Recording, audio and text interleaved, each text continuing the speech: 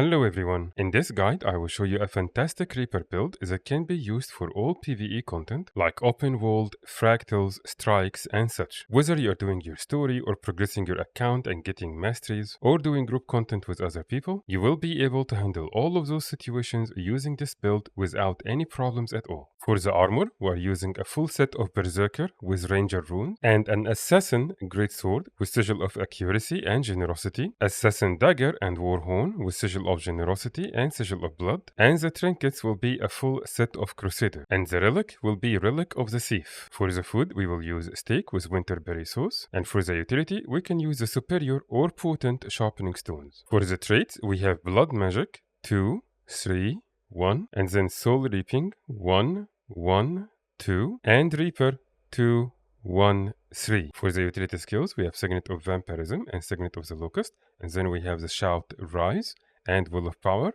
and then we have our elite will be the Golem. The build offers very high bursty damage, which will come mainly from your Reaper Shroud. The Grandmaster trait in the Reaper line is going to give us a lot of ferocity and quickness as long as we are in Shroud, and then also when we hit an enemy with Life Reap, it will reduce the recharge of the rest of the Shroud skills. Life Reap is the last chain in your auto attack, which means as you hit enemies with your auto attack, you will reduce the cooldown on the rest of your Shroud skills. And then from the Soul Reaping trait line, we have the Grandmaster Disperception. This will also increase our critical chance and critical damage by 15% when we are in Shroud. On top of that, we have Soul Barbs that will also increase our damage by 10% for 15 seconds as we go in and out of Shroud, and Unyielding Blast will allow us to apply vulnerability with our auto attack in Shroud, which will help us do even more damage. And then we will have the minor traits from the Soul Reaping that will also provide other benefits, like Soul Battery that is going to increase our life force by 20%, which means we can stay in Shroud for longer, and we have our Shroud skills will gain 15% cooldown reduction, and we will gain 10% more life force from all the life force sources that we have. On top of that, we have other traits that will allow us to do more damage in general, in and out of Shroud. From the Cold Shoulder trait, we can do 15% more damage to enemies that will be chilled, and it will also make our chills last for 20% longer, and this will synergize very well with your build because you have multiple sources for chills. For example, your Greatsword auto attack will chill, your Greatsword 5 will also apply chill, and even from your Reaper Shroud, you will have skill number 5 that will apply chill, and we have another source that I will show you later. So you will find yourself benefiting from this trait a lot of the time. And then from the Soul Eater trait, we will do 10% to enemies that will be within 300 range, which basically means in melee range, and that is going to be most of the time, and it will also heal us for 4% of the damage we will do, which will actually be significant because you will do a lot of damage. Chilling Nova is a very important trait because it will allow us to chill enemies with our critical hits. Not just that, but it will also apply chill in the radius, which will synergize very well with the Cold Shoulder trait. And then by default, from Reaper Shroud itself,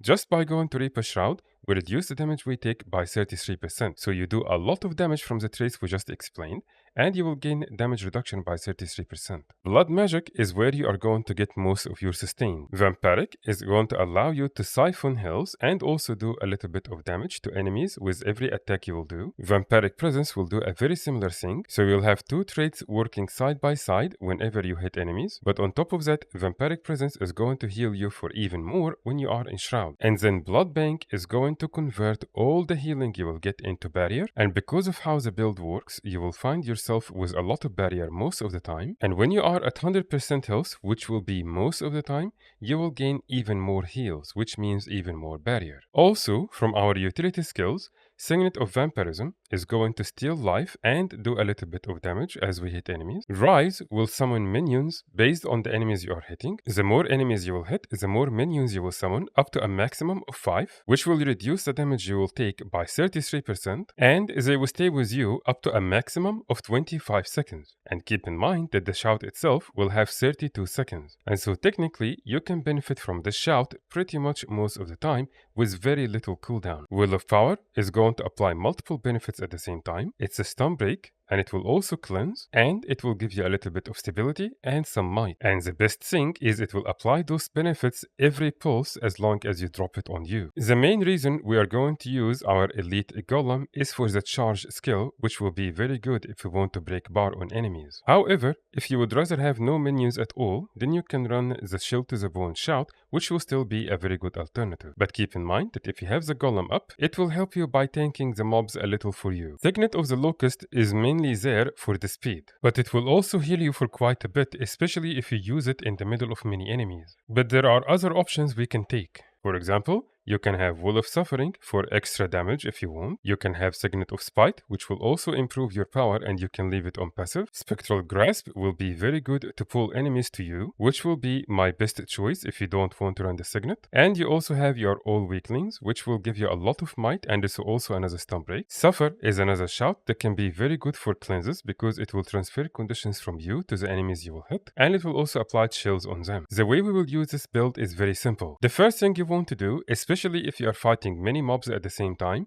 is use Rise. Afterwards, you will go to your Shroud, you will use your skill number 5, which will apply this field on the ground, and when you use your skill number 4 in it, it will apply the Chilling Bolts. This will allow you to do a little bit more damage, but more important, it will help you keep the Cold Shoulder trait up all the time. When you use your skill number 3 infusing Terror once, this will reduce the damage and condition damage you take by 66%, and that's on top of the damage reduction by 33% that you get by default, and your auto attacks will be very powerful. They will also apply vulnerability and they will give you some life force. And also keep in mind that infusing terror is a skill that is instant cast, which means you can use it while using other skills. So for example, I can use my skill number 5 and 4, and then while I'm spinning, I can use my skill number 3 without interrupting it. After you use your skill number 3 once, you can use it again to apply the effect Terrify, which will apply fear and chills to the enemy. So this can be useful if you want to break bar, for example. Otherwise, just use it once. Also, since we are going to use our skill number 5 at the beginning and apply the chilling field, when you use your skill number 2 with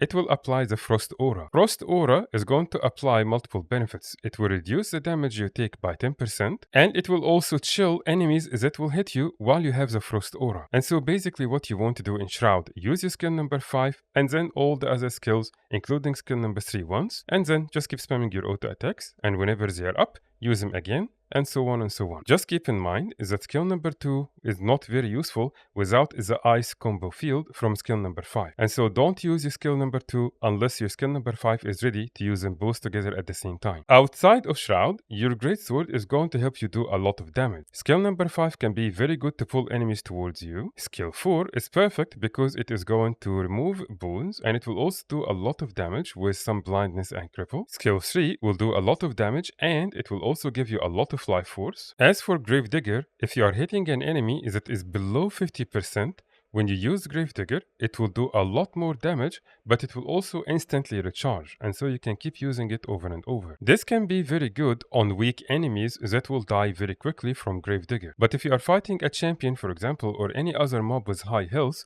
I don't recommend constantly spamming your Gravedigger when they are below 50%, because your other skills are also powerful. Dagger Warhorn is there for defensive reasons. You will switch to them when you feel like you are low on health. Sigil of Blood is going to help you siphon even more health, and Sigil of Generosity is going to help you deal with some conditions. But the dagger skills will work very well with this trait, and it will allow you to build up a lot of life force just from the auto attack. On top of that, skill number 2 is going to help you get some heals, which will give you a lot of barrier. Skill number 3 is very good for bone removal, so if you are fighting an enemy with lots of bones, you can switch to dagger and then remove it with skill number 3. Warhorn 4 will apply fear, which will help break bar if needed, and skill number 5 will give you some swiftness. It will also help you siphon health, and it will give you life force as those worms siphon health from the enemy. So it will generally help you with sustain, and it will also help you build up life force if you found yourself low and you want to go to Shroud. When you are doing certain metas and events, you will be forced to range sometimes. If that is the case, make sure you have a pistol as a spare weapon. The stas and the sigil will be exactly the same as a dagger, so basically assassin with sigil of generosity, and you will use the build the exact same way with just a little bit of range option from the pistol. I hope you enjoyed this build when you try it as much as I enjoyed making it, and it will be greatly appreciated if you let us know your experience with the build in the comments below, and of course if you have any questions also let me know and I will get back to you as soon as I can. If you found this guide helpful,